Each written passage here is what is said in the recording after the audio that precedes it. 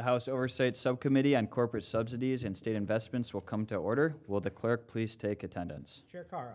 Here. Representative Stream. Present. Beerline. Yes. Wagella. Here. Pohutsky. Here. Mr. Chair, you have 5 members present, quorum. Representative Wagella moves to approve the minutes of the April 30th meeting. Hearing no objection, they are approved.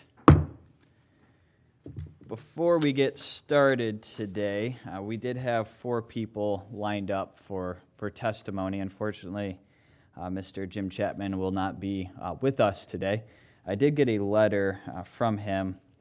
Originally, he sounded excited to come in, but he did mention in his letter that after having second thoughts, there were some threats that were made to him. Property damage is what he has said, and he doesn't think that this is the best decision for himself and his family. Of course, those types of threats or damage to his property is nothing that would be something that we would condone. So with that said, it would have been nice to have heard his testimony because I know he does have a lot of information around this issue. I have met him before, and I do want to share just briefly my experience there. There was an event up there in Green Township a couple years ago, and I went with Representative Joe Fox and Representative Neil Frisky at the time, and the 3 of us met with Mr. Chapman. Talked a little bit about economics, and I asked him a few questions about, is taking hundreds of millions of dollars from taxpayers in Michigan and giving it to one privileged company more of a free market process or more of a central planning process? And he didn't want to answer that question. I asked him it a couple times, but he didn't want to answer it. And then Representative Fox just asked him what his legacy was going to be. And he said that he had other things to do, he was too busy, and he left the meeting. So Representative Fox, Representative Frisky, and myself, we went out and talked with people in the community. It has been said by Mr. Chapman that there was a silent majority in support of Gotion coming to the Big Rapids area. I went out, and the 3 of us asked. We talked to homeowners, and in talking with homeowners, we ended up talking to 36 people amongst the 3 of us, asking them simply and neutrally, do you support or oppose Gotion moving to town? Do you support them coming here, yes or no? Very simple question. 30 of the 36 answers were no. 6 were yes. There is not a silent majority in the area of the people in Green Charter Township who supported Gotion. It was a small sample size, but 30 out of 36, I'll stand behind those numbers and the numbers I've heard elsewhere. That is the feedback I had from that. I just wanted to share that brief experience I had had in the past. Since we don't get to hear from him today, I just thought I would share that before we get started. Our first person coming up to testify today will be Mrs. Lori Brock. She is the owner of Majestic Friesians Horse Farm. Lori, if you'll come up and share your testimony, we look forward to hearing from you. Thank you.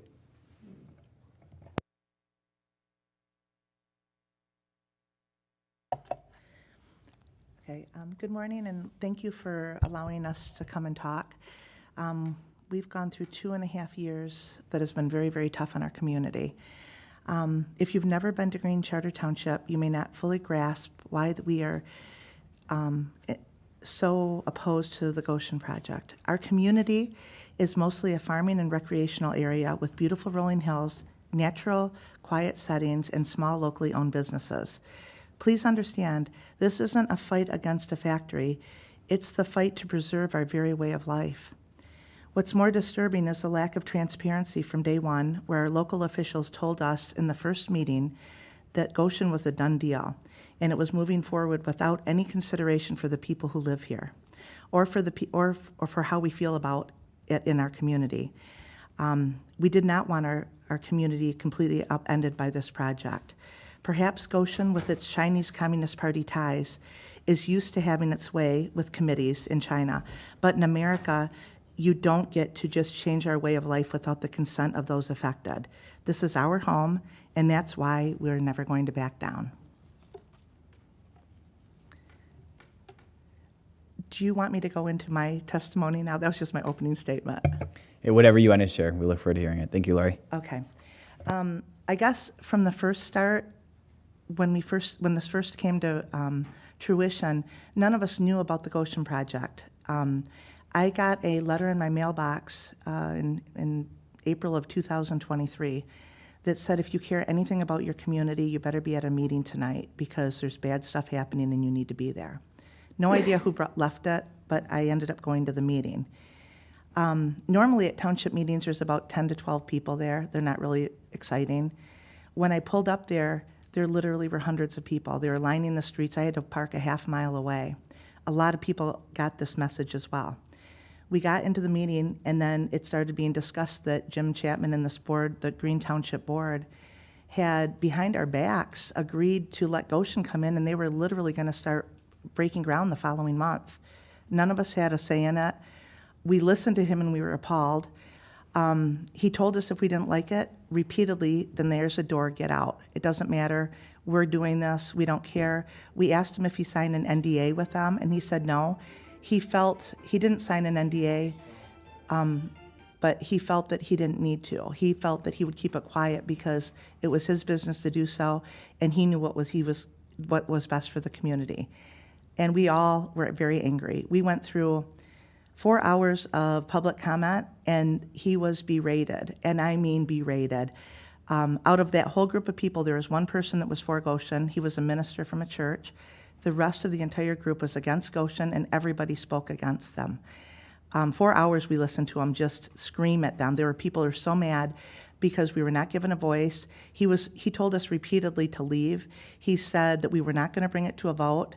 We were not. There's no communication. It was like, this is the way it is, and we've already made the decisions for you.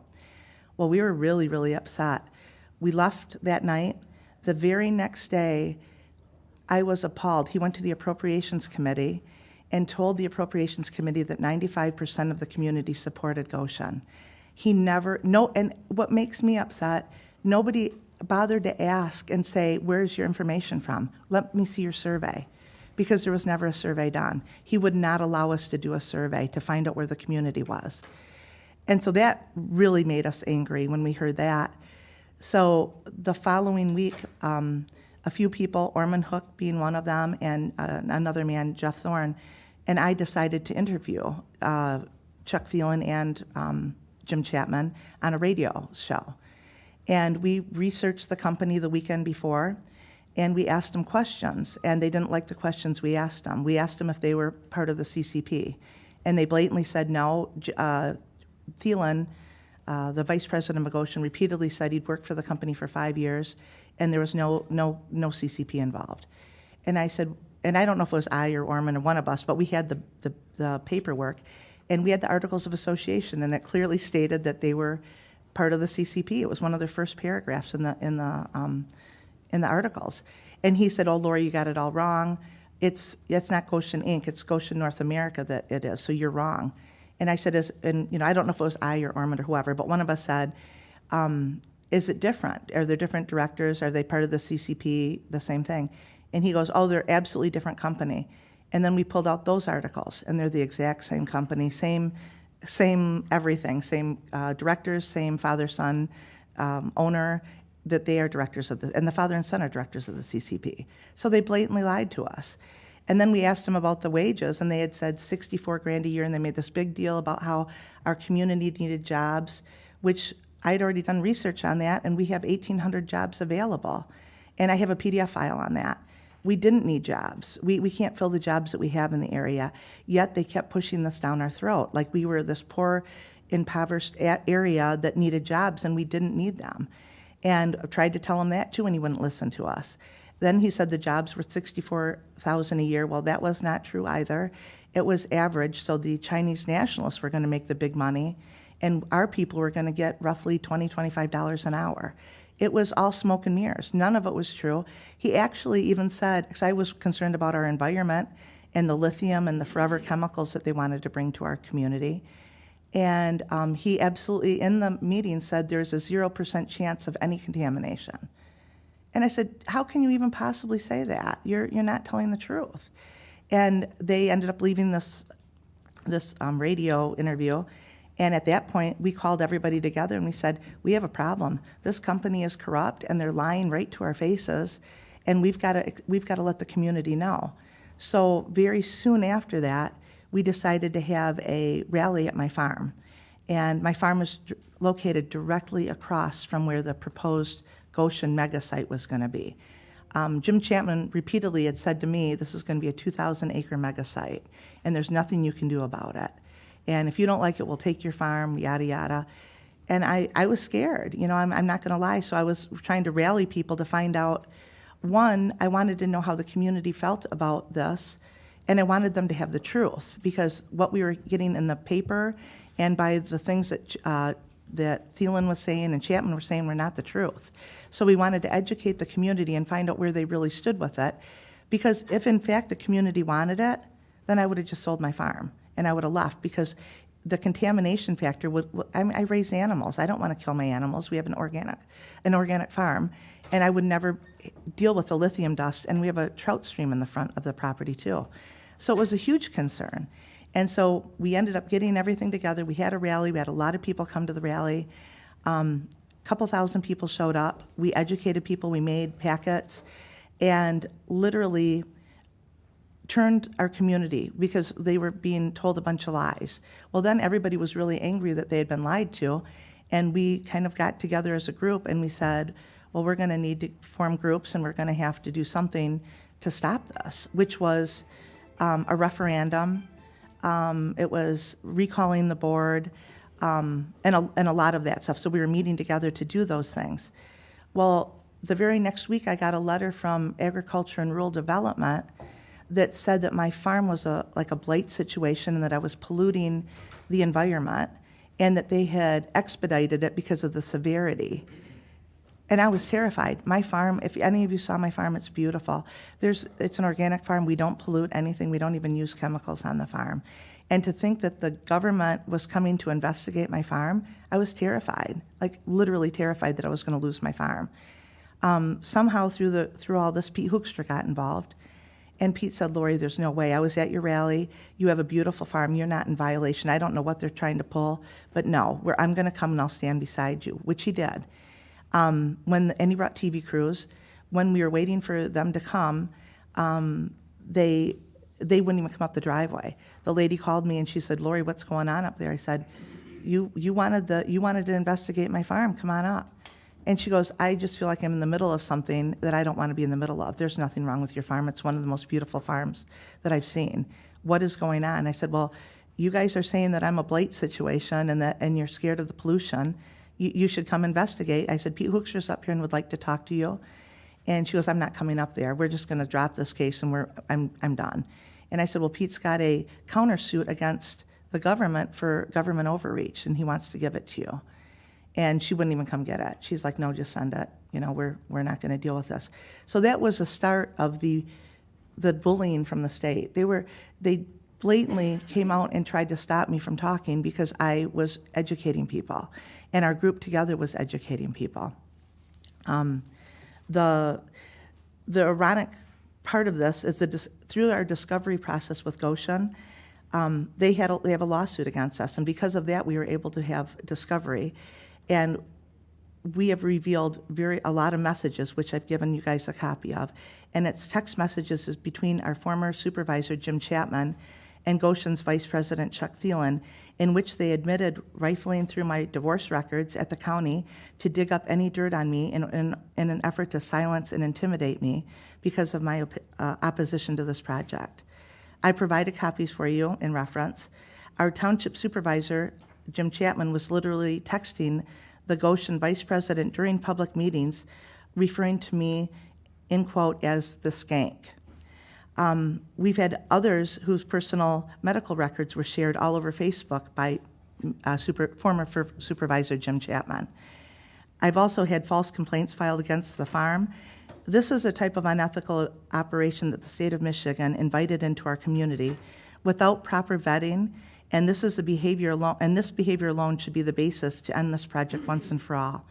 Any company that conspires with elected officials to silence and intimidate local residents who oppose their plans should not only be banned from receiving taxpayer dollars, but there should be also criminal penalties as well for both the company and the elected officials that were involved.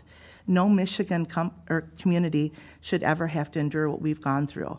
We literally have gone through 2.5 years of hell.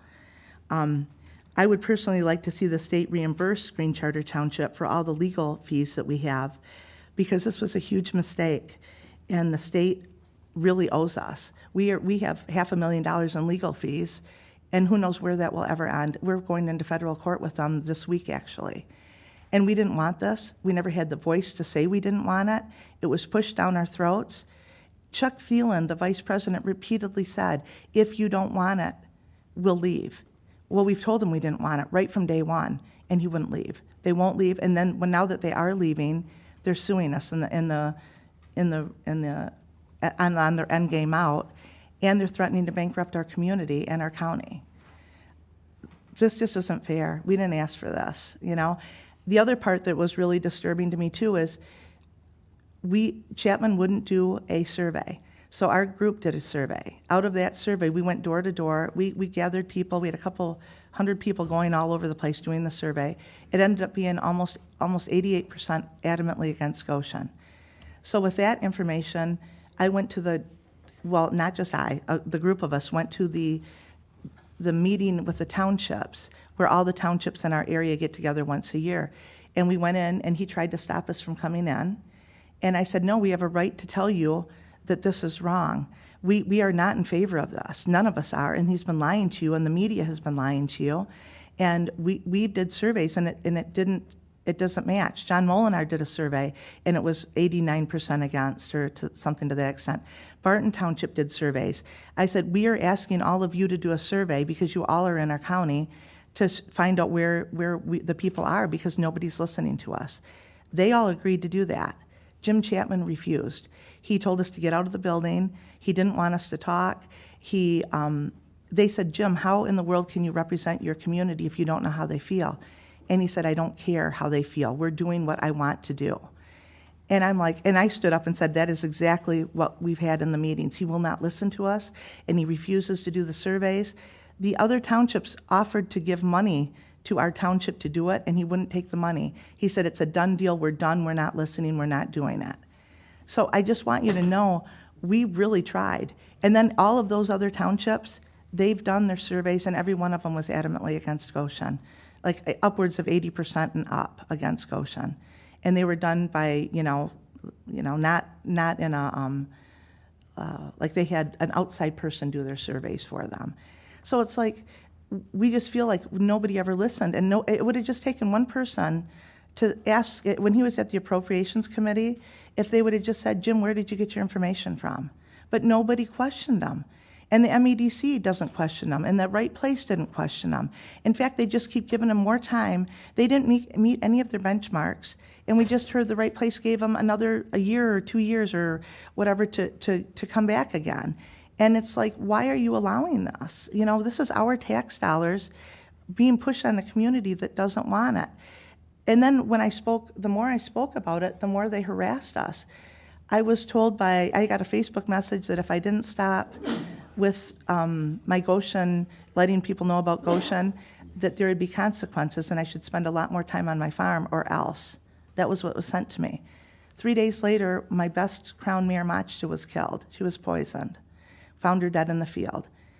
And I couldn't believe that they would actually follow up with this type of treatment of us. They literally poisoned one of my horses. I don't have proof that it was they that did it because we didn't have cameras on. I now have over 100 cameras on the farm, which is another thing that why should we have to have cameras watching everything? But when we're being threatened and our animals are being killed, then 2 days after that animal was killed, my stallion had a poison in his water. And luckily he didn't drink it, and we dumped it out, and where we dumped the water out, it was all yellow. It was like a poison in the water that was there. Luckily he didn't drink the water. But that's the kind of abuse we've had to put up with. Then they came after my business. They had their people I've been in business for 40 years in Big Rapids. I'm a real estate agent. And I had almost a 5-star rating on my company. And within a 2-week process, they had put so many false reviews on there that it dropped it to a 1%. They were trying to shut our businesses down. It wasn't just mine. The radio station in town that helped us, they went after their sponsors. Chuck Thielen's wife And this other group of people that were directors of the township literally went and called the sponsors of the radio station to try to cancel their sponsorships and said they would never listen to them, and they were in the majority, and they would ruin their companies if they continued to advertise with her. John Zimmerman, another man, he's a local farmer, he was brought up on, they had a list of people they were going to boycott, and they were going to ruin their businesses. That was their payback. Did you make karma rain on Lori yet? Or some of the texts that you'll see in those messages. One of the other threats that Jim Chapman did was, if you have it, this right here, it says right here, this is a lady that opposed Gotion. Her name was Lisa Tolles. Jim said, "Just and how far are you going to go to try to prove something against the plant? Don't forget, they helped disappear Jimmy Hoffa." Seriously, this is just one of the many threats that we have gotten, and this one just happened to be in writing. But this is a kind of abuse that we have put up with for literally 2.5 years. They have tried to ruin my business. They've tried to discredit me. They went on, they made it so that we couldn't have open meetings because they said they were scared for their lives and that we were Antifa, which is absolutely crazy. We are people in the community, mothers, fathers, grandfathers, that were out protesting because this is a wrong thing. We had 800 people show up for a protest, and they said that we were fearmongers. They said that we were paid protesters. I knew everybody in that whole group. We walked up and down the streets because we did not want this to happen. And yet, they come after us. They said, they closed the meetings, and they said that they wouldn't do it, so it was only virtual meetings. Then they would only let pro-Gotion people talk. None of the questions we had about our environment or about anything was allowed to be talked about. So we protested, and then after the protest, they came up and said in their little meeting that I was the worst realtor ever because I had built my land on industrial land and commercial land, and I should have known better. I am a realtor, and my property is built on agricultural land with a 20 or maybe 30 acre piece in the corner that was zoned commercial, but I bought it so that nothing would come near me. And we put it into agricultural farming, and it's part of the ag zoning now. So it was absolutely not true, but he tried to degrade me in front of 6,000 people on that meeting to make me look like a horrible realtor that didn't know what I was doing and that I wanted people to feel sorry for me. And that is not the case. We never wanted people to feel sorry for us. We just wanted the truth to be spoken, and we didn't want to be bullied into something that we didn't want. This plant grew from 100 acres to 200 acres to then they were pushing 2,000 acres. We couldn't even get a straight answer out of them because they kept changing the plan. Every 2 weeks we'd get something new. So I guess my point is I just want you to know what we've had to endure and how this is not fair for any government to let people in. And I feel that the MEDC, the Right Place, Whitmer, all of them failed us miserably because any bit of vetting would have known that this company was a bad deal. They violate child labor laws. They're in trouble all the time with little children mining lithium. They're in lawsuits right now, but nobody ever even looked into it. And it's very frustrating. And then the other thing that I even got to was the fact that when they came into Big Rapids, we were supposed to do tours for the Chinese nationalists. And the only thing that they were concerned about is where the cybersecurity building was at Ferris.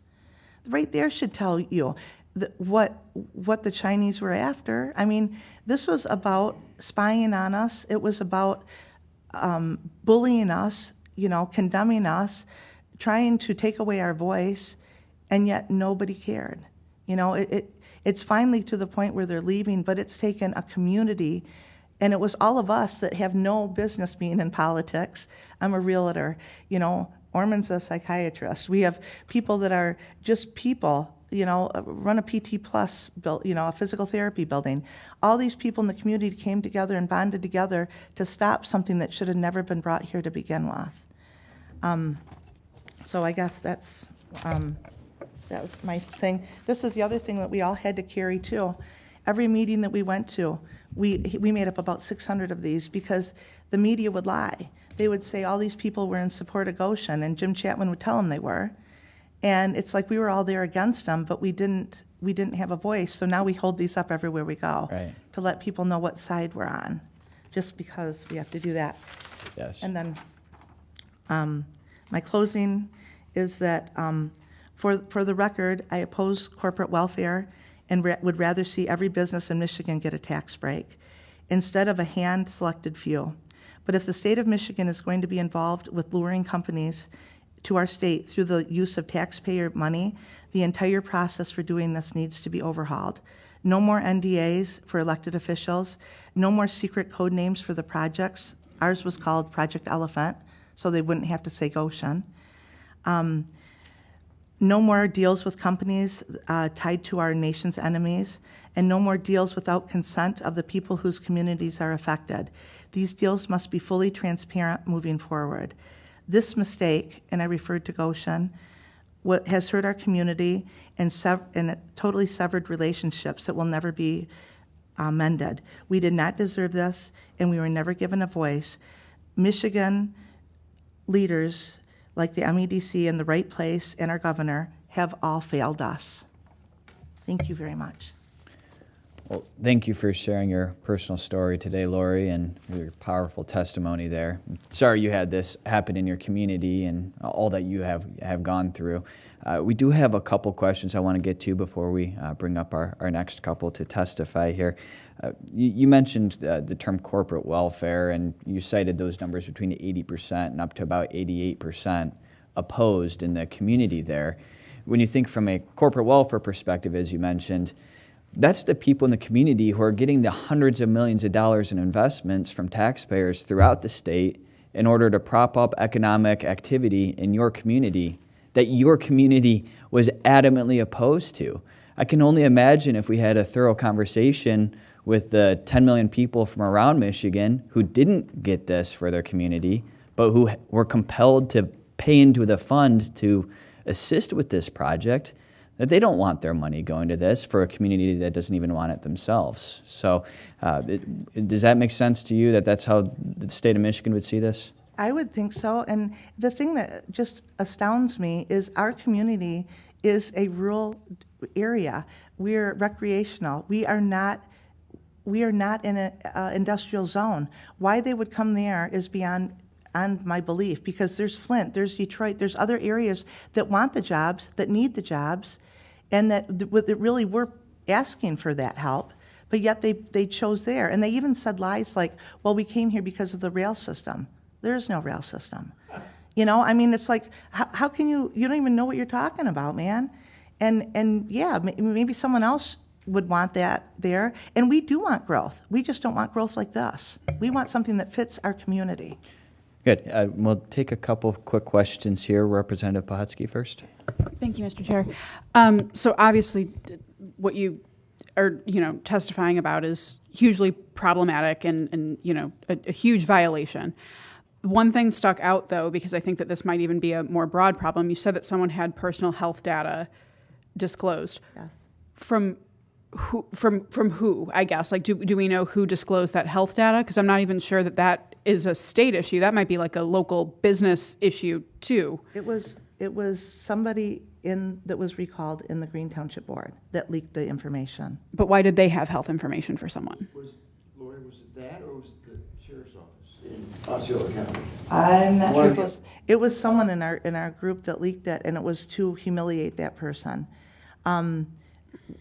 Like I said, I only know that I had heard it. Jim Chapman was the one that I heard it through, but it had been brought up before that as well. So whether Jim Chapman was the one, because he was a police officer at one time. Okay. So whether he had that or not, I don't know that for sure. I just know that he was the one circulating that rumor. And it wasn't a rumor, it was the truth. Well, but I mean, health information doesn't come from the police. So like there's also a healthcare entity that is Someone in gave him information that should not have been leaked out, for sure. And I guess the other concern that I have is, if we have security concerns about this company coming in, then are you also concerned about this company contributing $1 million to the president's inauguration event? I thought that was horrible. I mean, I think that was their way to try to bribe President Trump, is what we really feel. We've actually reached out to President Trump and asked him if he would donate that money back to the communities that are being hurt. Because at the time he was not aware that he got a lot of donations, and he wasn't aware of it. When he was aware, it was brought out, and we said, we really think that it would show a lot to show that you gave that back to the community that they hurt so badly, because President Trump has repeatedly spoke out against Gotion and how he doesn't feel that they're a right for our community. Yeah, yeah. Surprising to hear. Thank you. Next question from Vice Chair Green. If I didn't know better, this was like a fiction graphic novel story being told. I'm reading these texts and I'm seeing embezzling, threats, bribery, colluding with foreign terrorists, essentially, exposing your divorce to humiliate you. I do have some, was Jim planning on going to China? Yes. Okay, They so were, I mean, this is wild. they were inviting a bunch of them from the community to go to China and paying an all-expense paid trip. So do you, to your knowledge, has any of the elected officials been prosecuted for this? No, I wish they were. Or charges brought up? I mean, I am, as an elected official and as a local, I served on the Richmond City Council. This is disgusting, what I have just read. And this, thank God they were recalled. I mean, not only beyond ethics, this is illegal what was happening here. And to be paid off, to be bribed, to, I mean, with crazy things like smoke detectors, I cannot believe this is, and I'm so sorry that this has happened to you. And you are correct. I'm sorry, I don't have a question, I guess, in here. I guess my question was Jim going to China? But, There was, I didn't get into this because I didn't want to take too long, but Jim actually formed an LLC that during their negotiations with, because Thielen was giving him money toward his recall election, or his recall, whatever you call it. yeah, there's money that was donated to him as a quid pro quo, essentially, to protect him and to defend him. Yes, I'm reading, it is black and white in these texts. And he also started an LLC to work for Gotion afterward, and he was like getting together with a job to work for him. So it was absolutely wrong. One of the people that were in the on the board that we recalled, his name was Dale Jernstad. He actually had a deal going along with Gotion to buy his land for a very large amount of money. He admitted that he did it, but he continued to vote. He should have recused himself. For 6 months, he continued to vote at our township meetings. And I said, and we all said, "Did you vote?" And he goes, "No, I didn't vote." Well, we went back and found them all, and yep, he was there, and he did not abstain from voting. So, I mean, everything about this has been dirty and underhanded, and so many of us have been hurt. It's been outrageous, and no one's been prosecuted. Devastated your yet. community.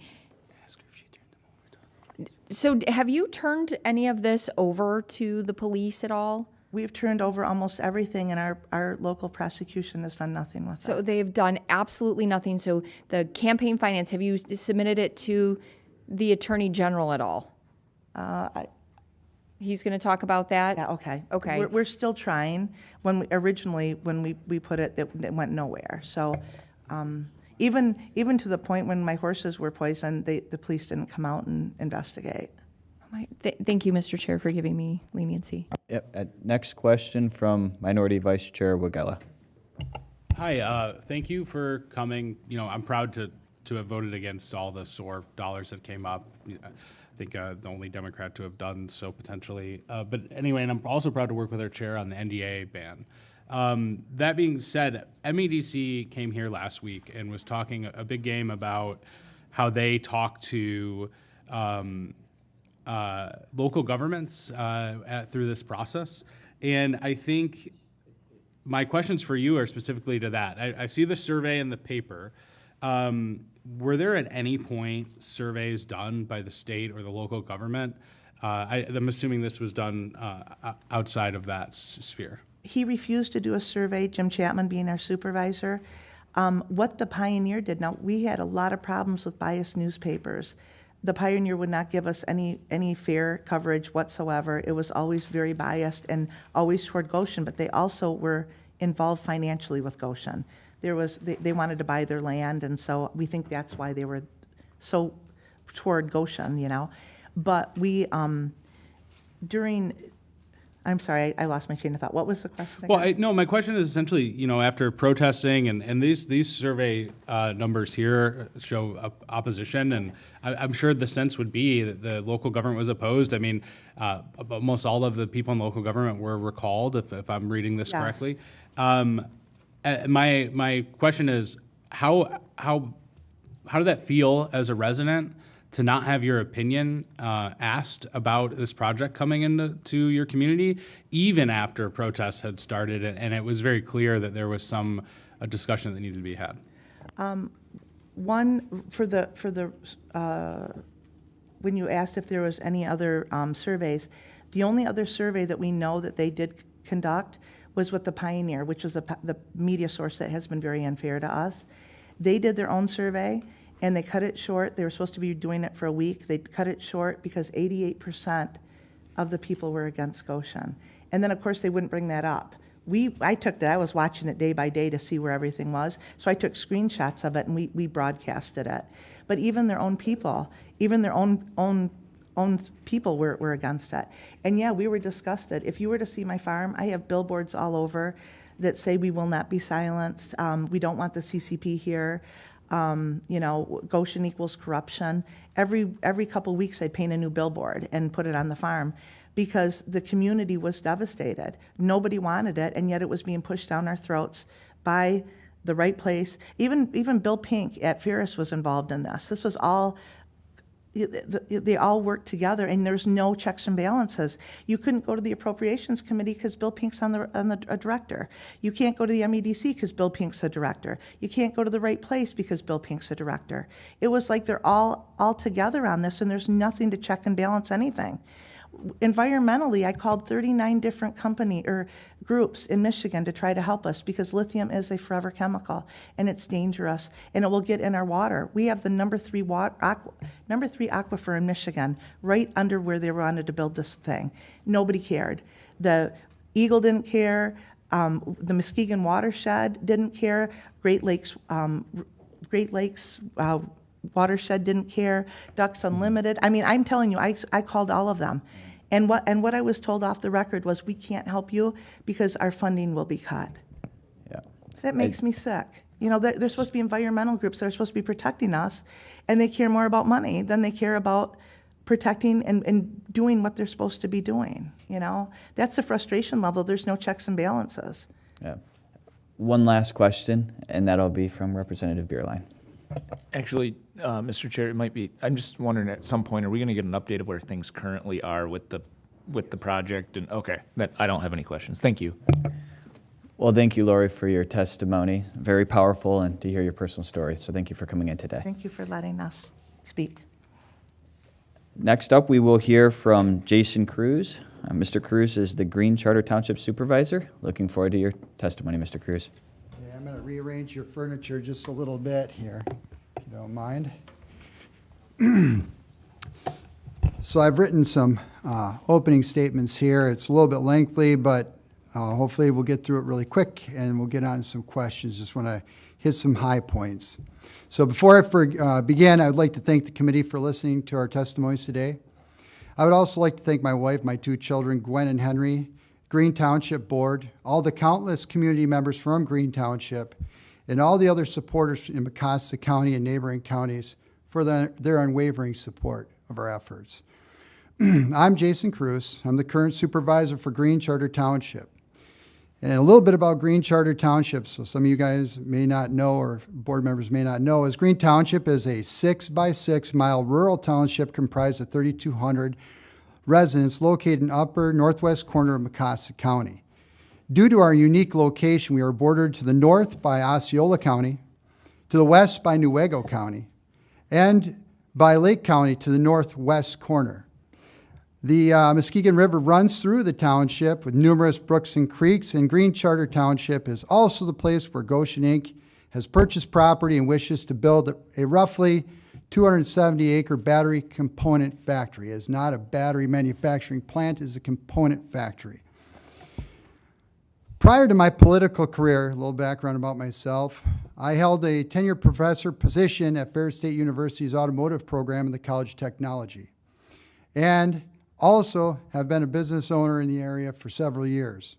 Roughly 2 years before Gotion was even mentioned to the public, the college's newly elected dean, or hired dean rather, announced that at a staff meeting that the automotive department would have to discard our 69-year-old automotive service program and completely change to electric vehicle battery and propulsion program.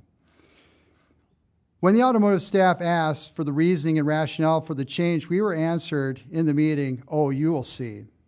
All right, we did see, because the college dean was a moderator for a Zoom meeting pertaining to Gotion later on that month. It was later discovered that Ferris was pursuing an MEDC grant for $3 million, and this grant was established to start the program at Ferris State to train students to work at the Gotion facility. When the automotive staff was asked the administration for time to stop and develop a comprehensive plan to transition to another automotive topic, the department's account clerk position was dissolved, the secretary position was dissolved and adapted, and proper funding for instructional aides were withheld from the department. After my predecessor left, I was the acting coordinator for the automotive department up until the recall election. When I announced my candidacy for the supervisor position, the automotive department was bombarded with extra scrutiny on budget appropriations, staffing, and general operational needs. They were cutting us off. After I was sworn in to my elected position as Township Supervisor, I was called into the Vice President's Office of Student Affairs, that would be the VPAA's office, for a meeting. During the meeting, also attended by my union president, I was played recordings of conversations within my office at the Township Hall. The doors were closed when I had these conversations. So I don't know how they got it. I do know, but I'm not going to elaborate yet. The conversations were taken out of context and manipulated to make the conversation sound sinister towards my teaching position. I encourage everybody to go online and just check out Rate My Professor on my reviews. Okay? I was pressured to take academic leave for my position. Pardon me. These recordings from the then acting internet and IT provider from the township, they were released, okay? And no audio or video release was granted by the township FOIA coordinator. They were just released into the public and posted on the internet. And so when I'm in this meeting, all right, in the VPA's office, they pull me in and they say, well, we asked them, where'd you get these recordings? And I said, this is not accurate. This is not exactly everything I said. Where'd you get it? Well, we got it from ISI, out of Green Charter Township. That was our internet provider. So enough of that. Recall election. Let's talk about that a little bit. Unfortunately, the prior elected officials did not want to hear the concerns of the public. Lori did a pretty good job of covering that area. The citizens requested a vote regarding the Gotion project. The prior supervisor said that Green Charter Township did not have the money for a special election, and once I took my chair, I dug into the budget, and yes, we had plenty. You can do all sorts of things when you try to find an election or put out a survey or something to the township, as many of you know. So during the first 2 months of our administration, after we got elected, we were unable to access the township accounting software.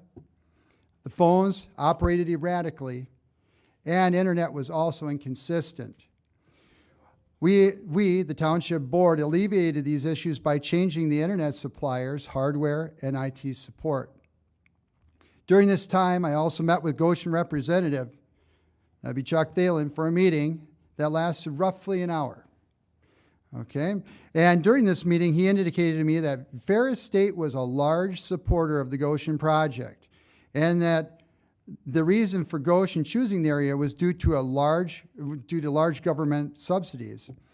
It was shortly after this meeting, actually the next day, that Gotion initiated litigation against the township, and this is also the time I was pulled into the VPAA's office for my meeting. Okay, the recall only allowed the challenging candidates to serve the remainder of the old board's term. The remainder of the term for the recall candidates was only a year. So in the last year, all the newly elected officials, or all the elected officials or the candidates had to run 2 more times. So we ran a general and a primary election. Okay, all candidates won both elections and continue to serve as Green Charter Township officials. I would say that's a mandate. That's just me. Litigation in Gotion, to kind of follow up on some of the questions that the gentleman had over here. Litigation moved forward through discovery in the year of 2024, so last year. We found evidence of quid pro quo dealings. These dealings can be reviewed in court documents between the Gotion representative and some previous board members. The dealings consist of potential property purchases, trips, and jobs offered and promised. The township continues to fight in federal court. The litigation consists of Gotion claiming a breach of contract regarding a development agreement that was not properly executed by the previous Green Township Board. The Western District Judge has granted an injunction on the township. The township has appealed against the injunction into the Federal Court of Appeals, and the arguments for the township appeal will be held tomorrow in Cincinnati, Ohio. And I'm on my way right after this meeting to get down there for those arguments. Other problems that arise with a project like this, it must be understood that the township did not choose to litigate Gotion.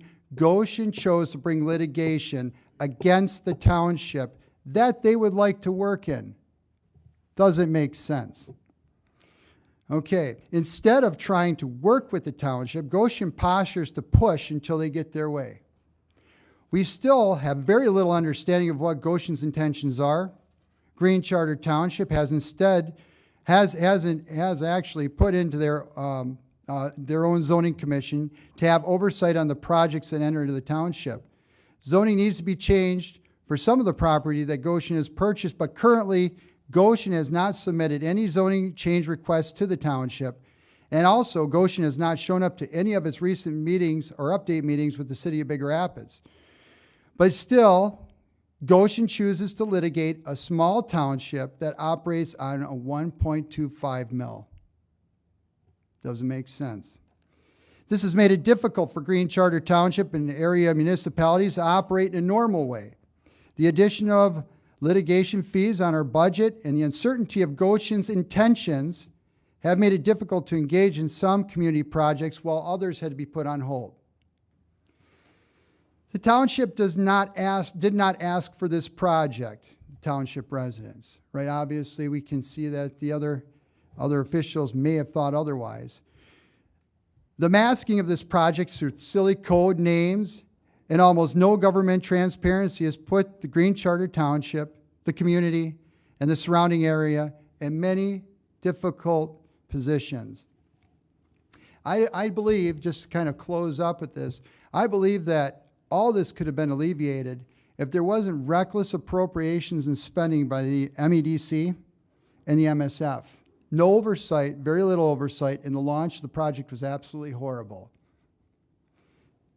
Many parts to this project is not sustainable for Green Charter Township and its residents. We cannot handle what they're bringing in. And so there's all sorts of different things that we can talk about and dive into the weeds if you want to. But at this point in time, I would just say if they would have looked at all, taken a split second to just do a little bit of investigative work and look to see what Green Charter Township's master plan said, they would have found, one, that we don't have an adopted master plan. But they had Green Charter Township officials before we got in, well, it was a little bit older, it's 2021, had put a master plan together with surveys and such and public input, and they would have found that heavy industry wasn't on the docket for Green Charter Township. So right now, at this point in time, our zoning commission is now working on adapting and putting together a new master plan for the township as we move forward into the future. So I would open this up to questions from the board. Anything that you'd like to ask me?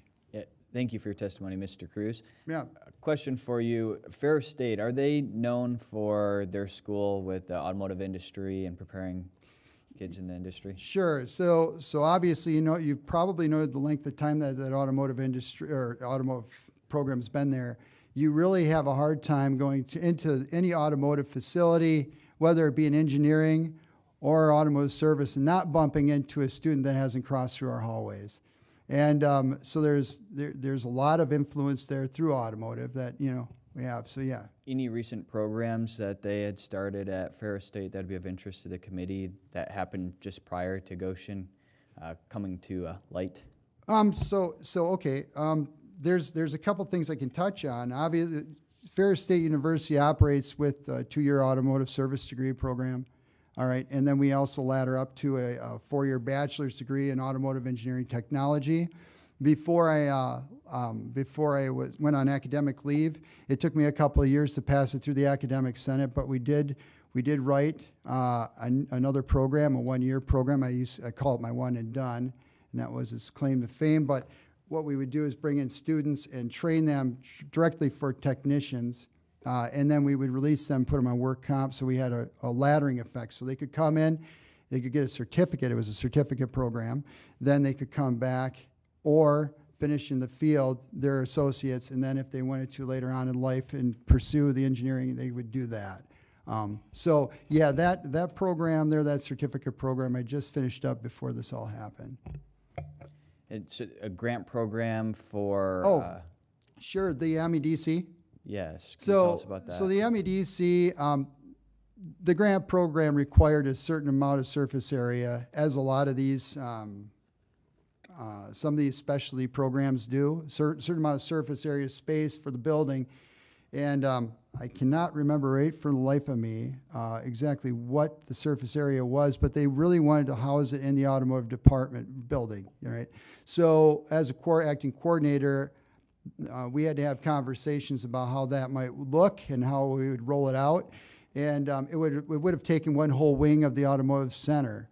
But through our discussions and through a couple PowerPoints that I was able to obtain and review, they had every intention of bringing on raw materials, toxic raw materials, onto the campus with students that were probably like 2-year students, what they were figuring, and then have them mixing these raw chemicals to make battery components. And we try to have it a controlled environment, and we do the best we can with controlled environments, especially in a liberal environment like an auto service where something can fall and kill somebody. But when you're dealing with those types of compounds and different types of things you're bringing on, and having students who may have indulged in some libations on a Thursday before Friday, I mean, it's a difficult situation to engage in. Yeah, so prior to Gotion being on anybody's radar in the community, Ferris State was starting to transition their automotive program towards preparing for an EV type of environment. Is that correct? Correct. The automotive, just to expand on it just really quickly, like I mentioned earlier, we have a very good automotive program.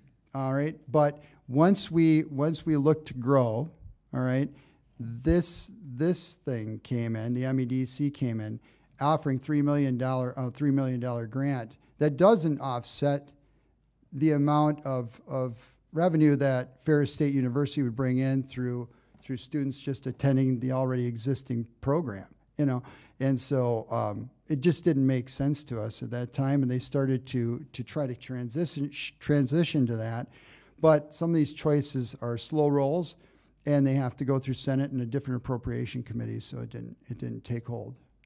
Okay, thank you. Looks like we have a question from Representative Bierlein. Yeah. Thank you, Mr. Chair. You mentioned your master plan for the township, and it doesn't have any heavy industrial currently in it, and it didn't prior to this as well. Is that correct? That's correct. So for Gotion to come in, or any kind of large manufacturing facility to come in, would they then need special zoning permits? Special use permits. Yep. And they were going through the township process, and it became very evident, very clear. Residents didn't support that, but the township moved forward anyways.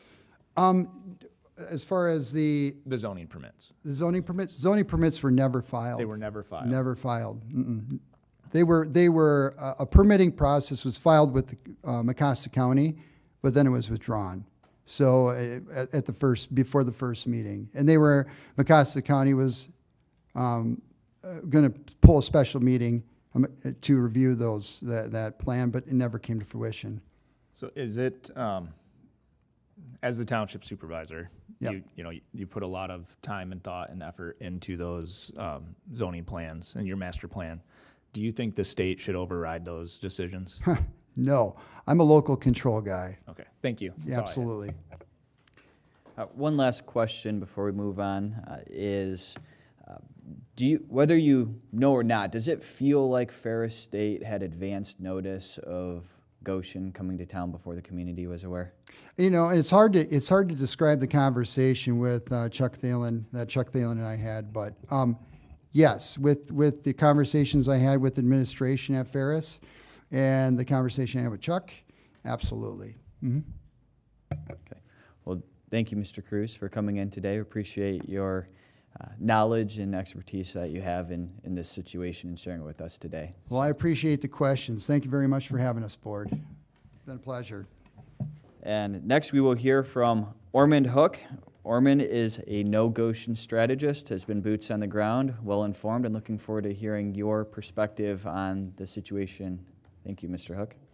Well, thank you, folks, for having us. I consider this an honor. I spent 3 years working in a psychiatric ward, 4 years in the Air Force, 45 years in education as a school psychologist. I was not a psychiatrist, I was a psychologist. I don't have that same check. But, and part of my time working as a school psychologist, I was responsible for doing evaluations on students for eligibility, whether to start or to end their eligibility. I was also assigned to classrooms for the emotionally impaired. So I feel like I'm highly qualified to drive to Lansing today. I have some notes here I would just like to read to stay on track a little bit, but then I would love to answer some questions. I do appreciate you. I appreciate your attention. I can, working in the psych ward, I read a little bit of body language, so that was taught to me by the social workers. So my angle more is I was heavily involved right from the beginning of getting the citizens together and starting our planning meetings. 7 of us met one evening at Lori's house. We called ourselves the Esthers. We were called together for such a time as this. What do we do when this has landed in our lap? After that, we had weekly meetings of anywhere from 50 to 80 people. Okay, what are we doing this week? What are we doing this week? So that's how all of this started. My angle really is somewhat looking back towards the state of Michigan. The state of Michigan, with its elected, hired, or appointed officials and agencies, along with local elected or appointed office holders, conducted a Pearl Harbor-style assault on Mecosta County in September 2022. And over the time we've been doing this, we have a lot of information now. A lot of our local people were aware of people sneaking around our neighborhood. The MEDC, or the Right Place, came into town, linked up with many of our elected officials, with our local Mecosta County Development Corporation, Ferris State University. There was a plan in place. You know, me just being retired, not aware of any of this. What we didn't know at that time was this attack had been on the drawing board for 2 or 3 years, and we do have contact with individuals that do have all of the documentation for this. We now have learned of the extent of this project, Operation Project Elephant. We now know how easy it was to dupe our local officials, all who were Republicans, who thought the citizens were all asleep and the speed of this attack would so easily subdue us. And initially it did. 2 townships and the county commission were brought together to sign paperwork to reestablish a Renaissance zone. They had this rah-rah meeting, they called them together, got everybody to sign. Fortunately, my township, Big Rapids Township, which is right next door to Green Township, about 2 miles away from Lori's house, or 3 miles away from Lori's house, started researching and immediately found information about the company Gotion, and they all had buyer's remorse.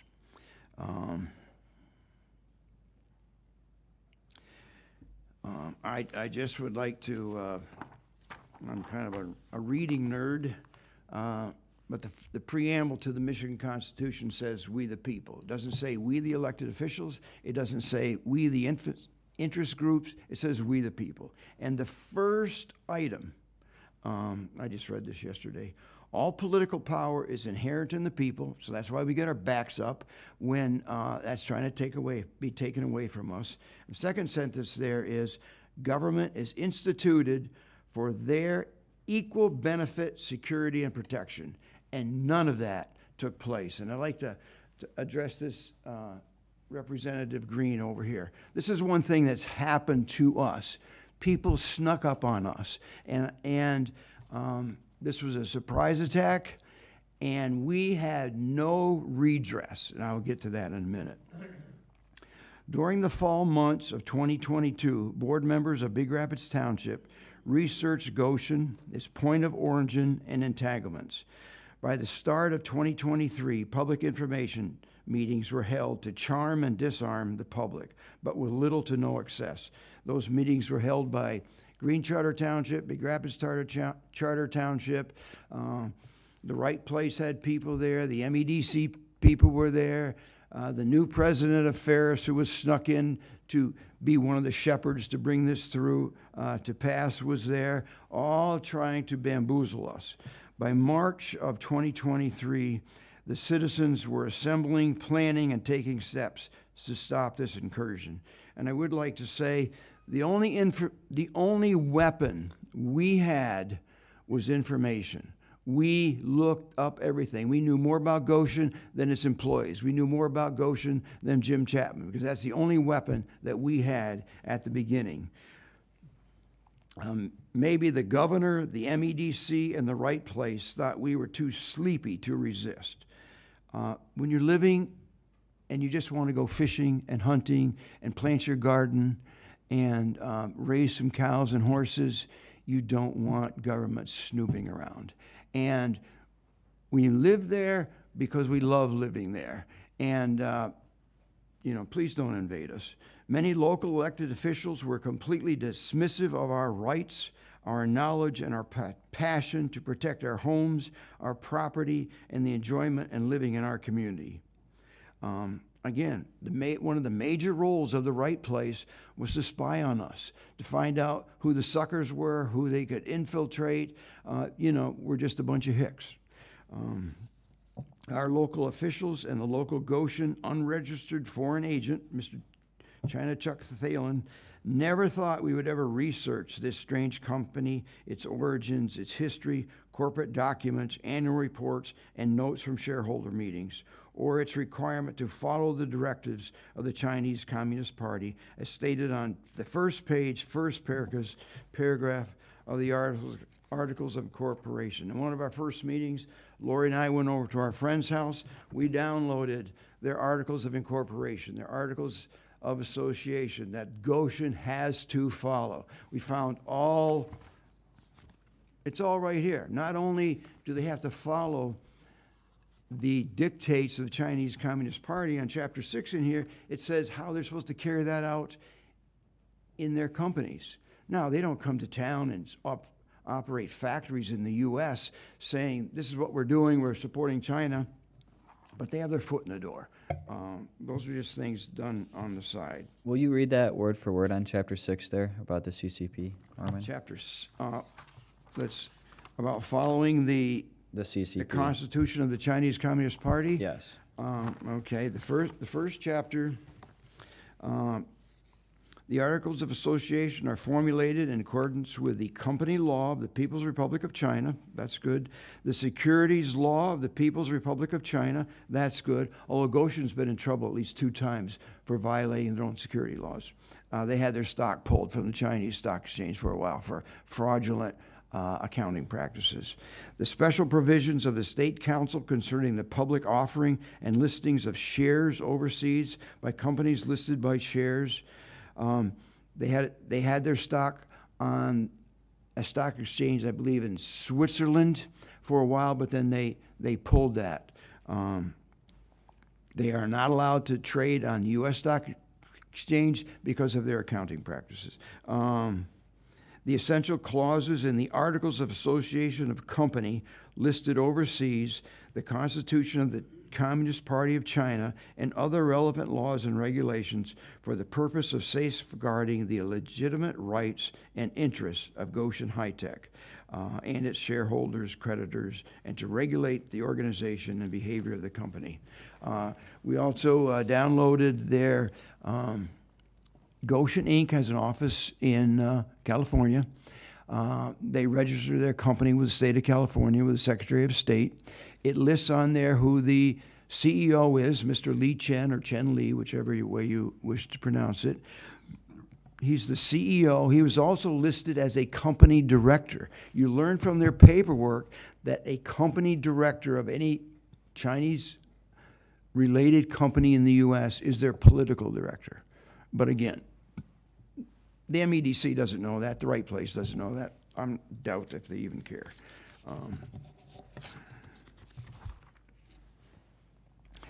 Like Lori said, we had a rally, and just to correct it, we had 1,000 people on a rally on a cold, rainy afternoon in April.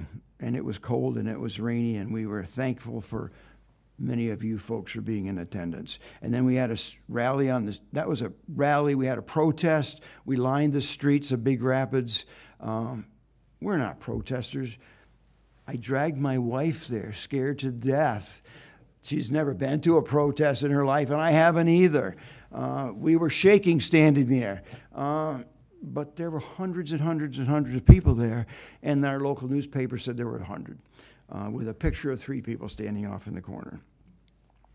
So we had those rallies. We gathered signatures for a referendum. We had like 4 days. We needed 133 signatures. 399 people signed the petition to conduct a referendum. We were under the gun. We kind of got a late start. And then we also signed separate petitions to recall the Green Charter Township officers.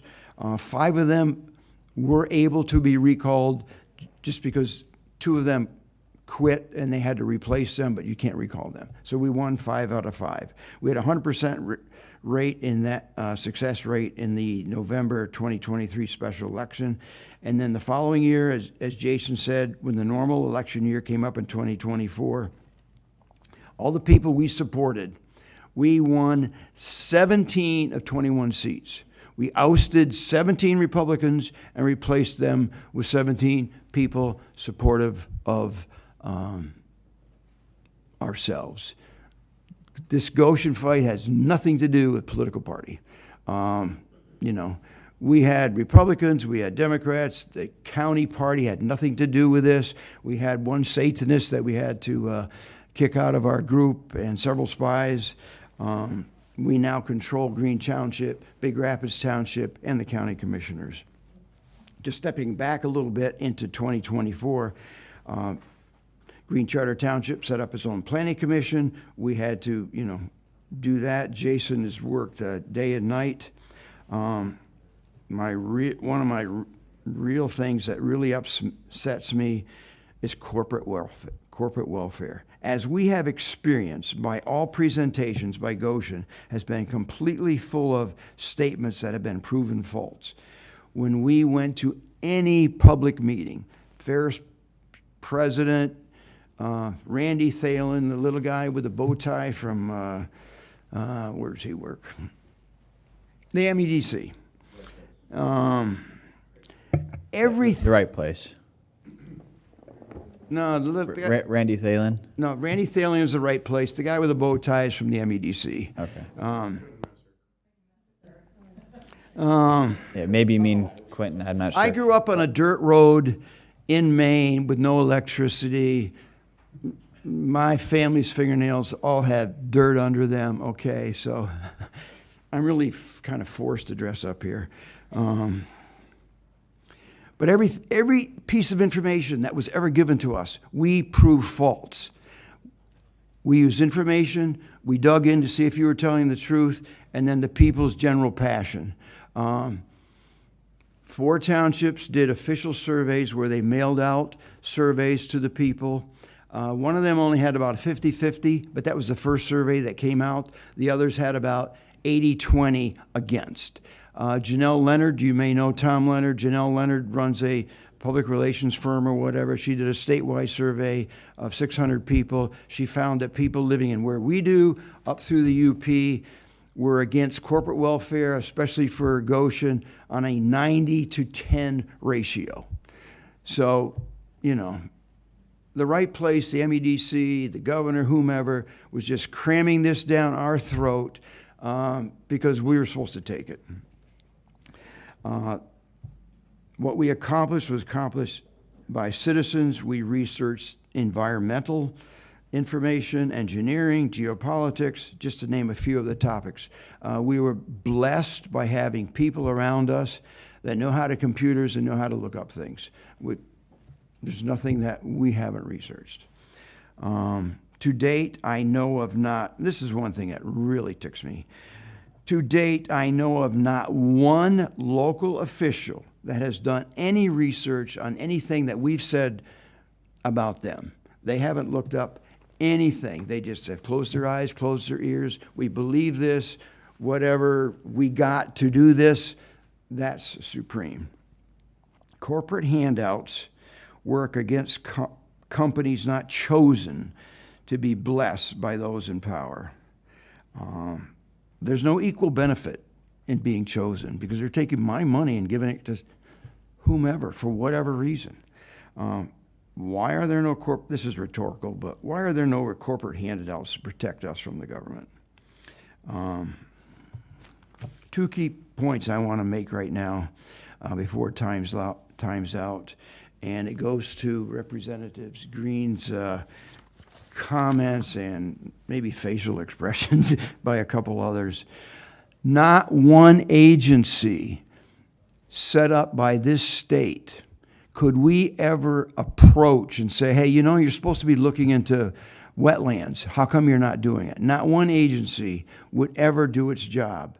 The heads of any of these agencies would just give us the brush off. Somebody somewhere in those agencies would say, hey, you know, they can't do anything for you.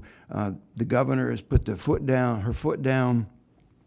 And, you know, we fought this all on our own with nobody. The nonprofits, the government agencies, the DNR, they had to stand down. National Guard had to stand down because the location of that proposed factory was within a 90-mile limit of military bases. They had to stand down. All the environmental organizations, as Lori's mentioned, had to step down.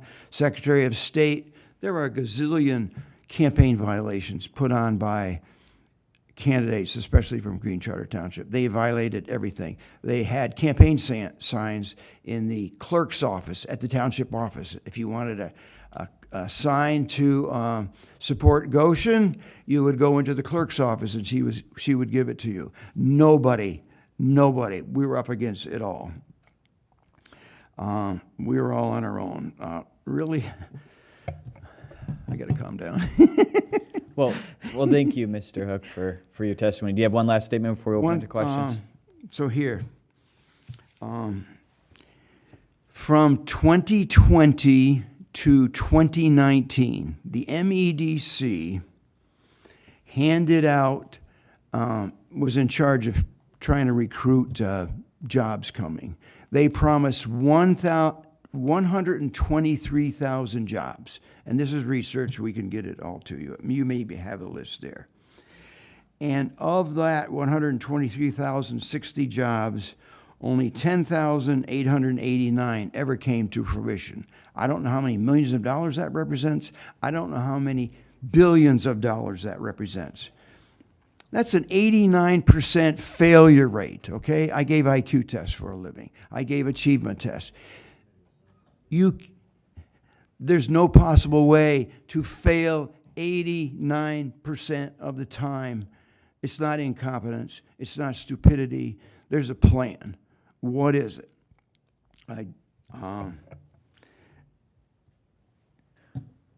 Please don't waste our taxes anymore. I just want to, please stop the lawfare against Green Charter Township, and I know you probably don't have power to do that. I asked, can you return the land that was taken from Green Charter Township and the mineral rights? They wanted to build that factory up on a little bit of a higher elevation. All the water runs down, that square mile or quarter mile right into the Muskegon River. We have video of water going across the roadway there through the subdivision, and about every so many years we have this big flood right down to the Muskegon. Nobody gave a rip. So, please decommission or defund the people that hate our guts. The Ferris Cybersecurity Program. Ferris State University is one of 2 universities in the country that has a specialized cybersecurity program with access to our NASA spy satellites. And when the tour of Gotion folks came to Ferris to look at the automotive program, all they wanted to know was where the cybersecurity program was. They stopped their tour there, hustled over to that, and Mr. Bill Pink just waltzed them through. Asked about the status of Gotion. Mr. Chapman didn't show up today. Gotion fired its law firm. It's fired its PR firm. Their business office they leased in Big Rapids has never been used. They fired all their employees back in November or December. They haven't turned in any building applications. They've never applied for state or local environmental permits. They terminated the weekly permits with the mayor. No more fireside chats with Chuck. They've never even obtained a federal full CFIUS review.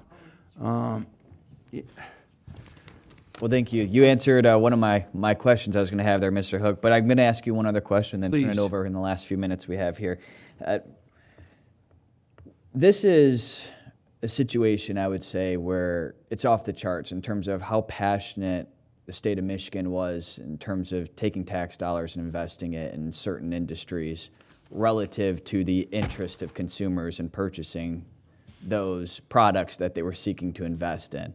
Absolutely off the charts. My question for you is, do you think that it's likely that Gotion is going to come to fruition? What is the probability, do you think? Well, I think every one of you knows the answer. What's the interest in electric vehicles nationally? People, except for Tesla, nobody's buying them. They don't work in the winter. They don't work up here. They don't work when it's real extreme heat. They're blowing up. They're burning up. The life of electric vehicles is over. Even the electric storage batteries that they call them the BUSS systems, they're blowing up. They're burning up. It's a technology whose time has not come. I'm not sure if it ever will.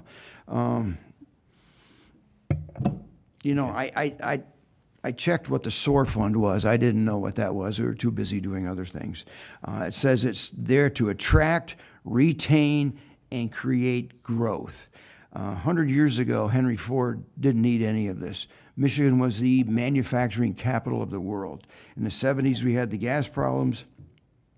In the 80s, the qualities of our automobiles really went down the tubes. That's when we brought in a lot of Japanese vehicles and German vehicles. NAFTA came in 1990. Michigan has huge problems with population loss, school enrollment, school achievement. Michigan's school achievement now is below Mississippi. Okay?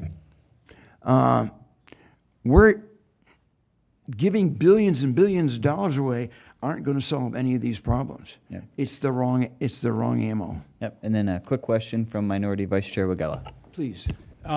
First off, I just want to recognize we share some common ground in some areas, and like this local government should have the decision on this. I hope our government here gives local governments the ability to do project labor agreements and local rent control, but I won't go into that too much. I hold out hope that we'll restore that local power. But I think I want to make a point that, and this maybe isn't super important just for clarity, is that the Gotion is the U.S. company and a subsidiary of what you read from, which is the Chinese-based Gotion High-Tech Co. Anyway, here's where I'm going with this. I'm not particularly concerned about where these companies are from or what industries they're with. I really do firmly believe, though, that we need to stop giving corporate subsidies across the board to any corporation. Why should public tax dollars be helping corporate profits in any degree from any country or even here in the U.S.? That being said, looking at the survey that was done that's referenced on the paper here, the biggest issues that people cite are groundwater, national security, and also consent and some other things. Where I'm going with this is, do you think that the project or the response would have really been any different if it had been a company that was from the U.S. or from, I don't know, say Germany or somewhere else, or in a different industry? Or is it really that people didn't want this big industry coming into the community anyway, irregardless, right?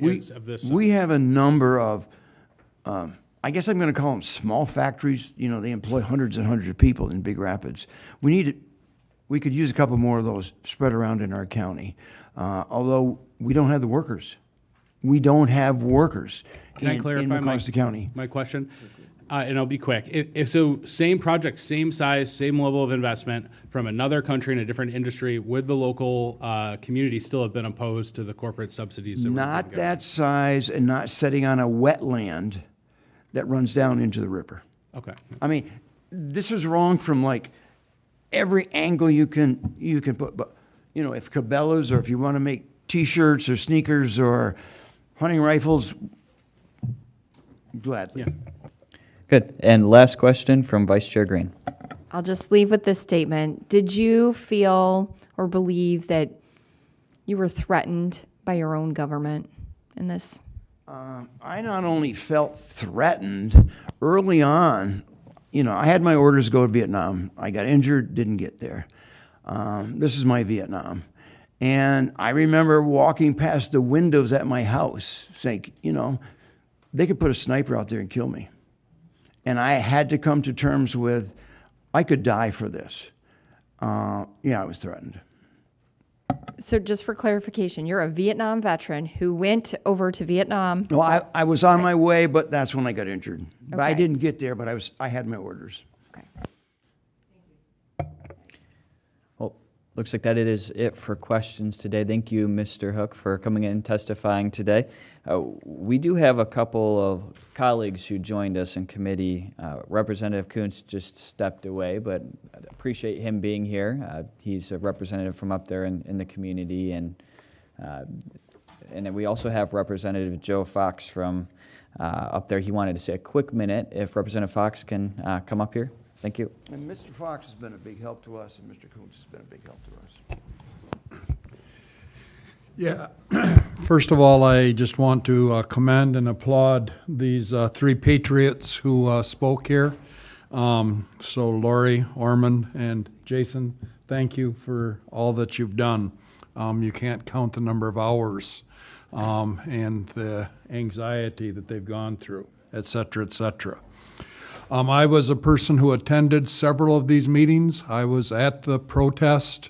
I was at the Majestic Friesian horse farm for the rally. I was in township meetings. But I think that the meeting that sticks most in my mind is the one that Rep. Cara spoke about right at the beginning. And I will say that I was exposed to weaponizing, literally. Mr. Chapman walked into the room with a sidearm on his side, seeking to intimidate representatives, and that's my opinion of what he was up to, and his actions went along with that. listened to the half-truths in meetings and watched a board member snicker when it was pointed out that he was selling his land to this group and being treated like a fool, okay? And I experienced that as I was invited to sit with a Gotion lobbyist and kind of treated me like a hick, okay? Very honestly. Thought I was a dummy. And I had Senator Lana Thies there along with me, Thies there along with me. And I was so happy that she had her laptop and she was just pulling out question after question after question, very detailed questions. But I just want to say that I am total agreement with what these people have said today. I totally oppose corporate welfare, and I totally oppose the Chinese Communist Party, communism in general, in coming and trying to take a place in America. Thank you, Representative Fox. And one thing that Mr. Chapman did say in that meeting, too, if I'll just close with, is he tried to make it about a race situation. And I think it's very important for society to understand there's a difference between Chinese people and the Chinese Communist Party. And I believe people like us are standing up for the little guys in our country and abroad. And it's the corporate elitists in America and in China connected to the Chinese Communist Party that we have a problem with, not the people. With that, I see no further business. We are adjourned.